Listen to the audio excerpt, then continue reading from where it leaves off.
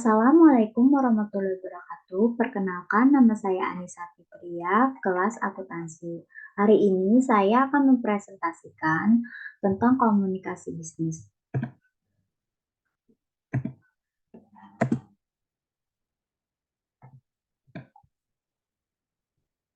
Pengertian komunikasi.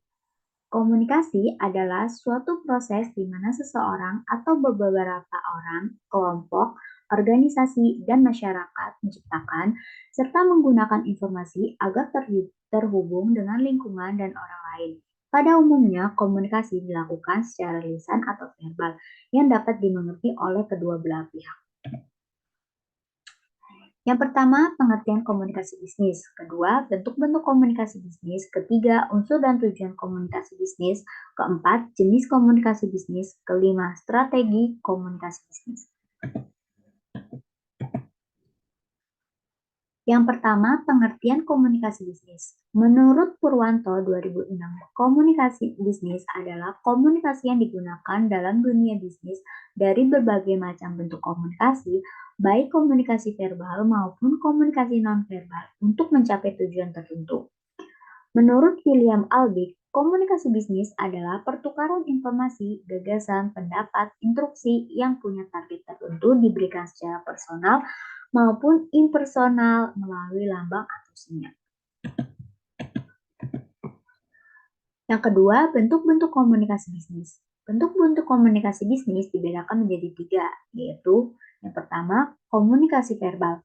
Komunikasi verbal adalah komunikasi yang disampaikan kepada pihak lain melalui tulisan dan lisan. Yang kedua, komunikasi nonverbal. Komunikasi nonverbal memiliki sifat yang kurang terstruktur secara spontan sehingga sulit untuk dipelajari.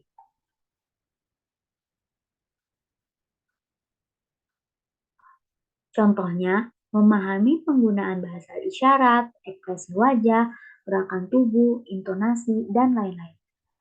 Yang ketiga, komunikasi elektronik.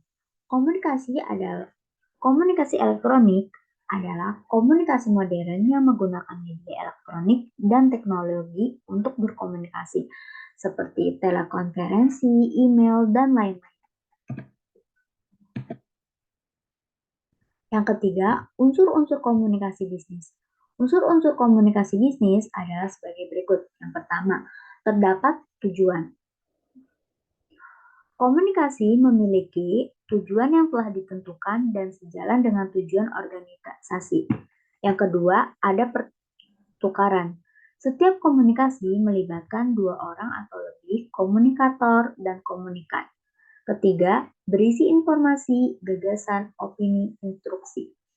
Isi dari pesan dalam komunikasi di mana bentuknya bisa beragam tergantung situasi, kondisi, dan tujuan. Keempat, memanfaatkan saluran personal atau impersonal adalah komunikasi yang dilakukan dengan bertatap muka, memanfaatkan media khusus atau media massa jika ingin menjangkau banyak orang. Kelima, memakai simbol atau sinyal, metode atau alat yang digunakan untuk berkomunikasi sehingga dapat dimengerti oleh penerima pesan.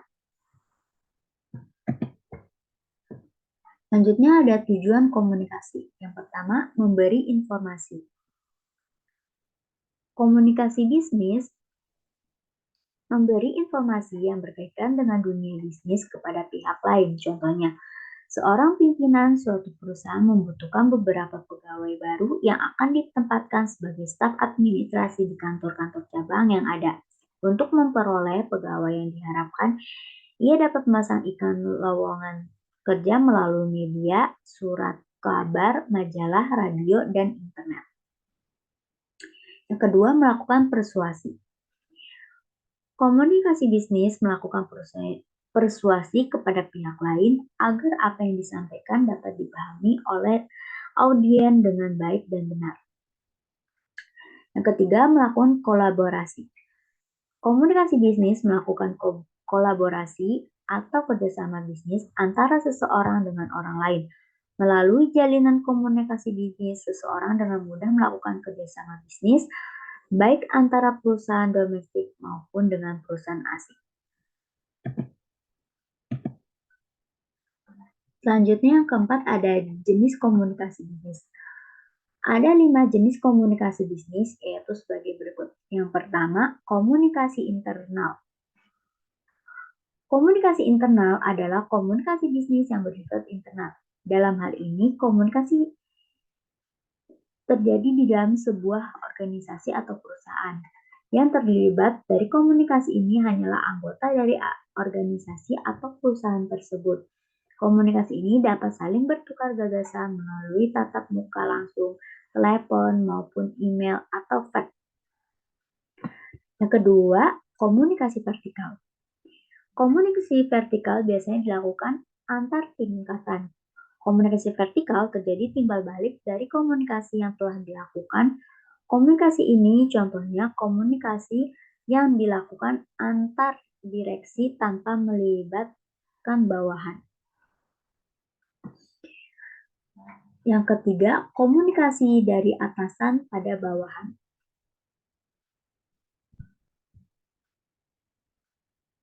Komunikasi ini termasuk komunikasi internal. Komunikasi ini dilakukan oleh seorang pimpinan kepada karyawannya.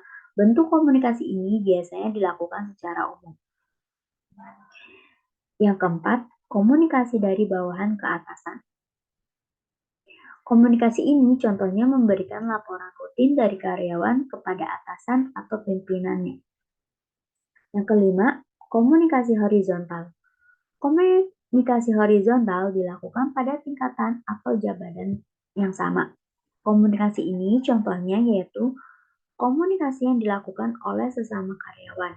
Bentuk komunikasi ini biasanya tidak begitu serius, bahkan dapat diselipkan gurauan atau candaan.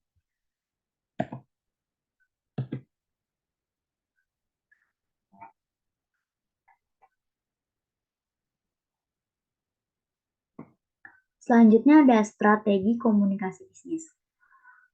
Menurut Littlemore tahun 2003, strategi komunikasi adalah langkah-langkah yang harus diambil dalam meningkatkan efektivitas komunikasi. Menurut Effendi tahun 1993, strategi komunikasi adalah perencanaan komunikasi dan manajemen komunikasi untuk mencapai suatu tujuan. Untuk mencapai tujuan, strategi komunikasi menunjukkan bagaimana operasional secara taktis harus dilakukan, bahwa pendekatan bisa berbeda sewaktu-waktu bergantung pada situasi dan kondisi.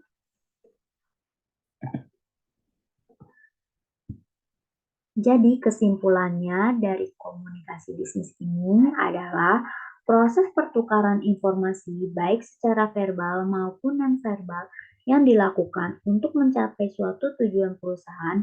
Bentuk komunikasi bisnis terbagi menjadi 3, yaitu komunikasi verbal, komunikasi non-verbal, dan komunikasi elektronik. Tujuan komunikasi bisnis adalah memberikan informasi yang berkaitan dengan dunia bisnis kepada pihak lain, persuasi atau bernegosiasi dengan pihak lain agar apa yang disampaikan dapat dipahami dengan baik dan benar, menjalin kerjasama bisnis yang baik melalui jalinan komunikasi bisnis. Sekian presentasi dari saya. Bila ada salah-salah kata, mohon dimaafkan. Terima kasih. Wassalamualaikum warahmatullahi wabarakatuh.